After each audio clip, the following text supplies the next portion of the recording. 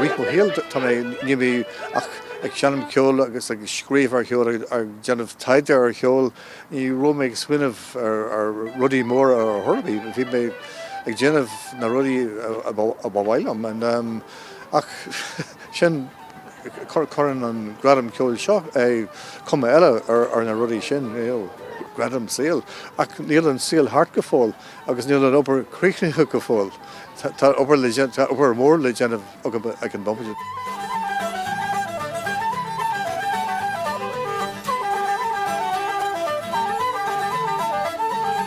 Tá bhíh genmh star an bóran ag an bompide seo leabhar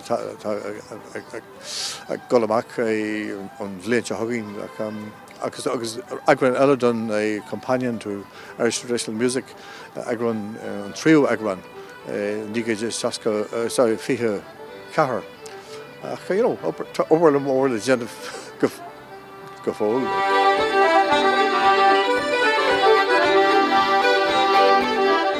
Nígad nócha chuig thosaigh siad ag múnú an ceol tradiisiúnta i Manúd Ollscoil náisiúnta i Manúd ag an am sin agus dear gillan ar bailam go bheith múnú in sin agus hui mé in sin thala gach rud an in sin hui mé go fuair mé post san Ollscoil in Ulster University Magee a gahar dura agus in sin bhí cuasa nua tosaithe san Institute Technoliacht in Nungalgan.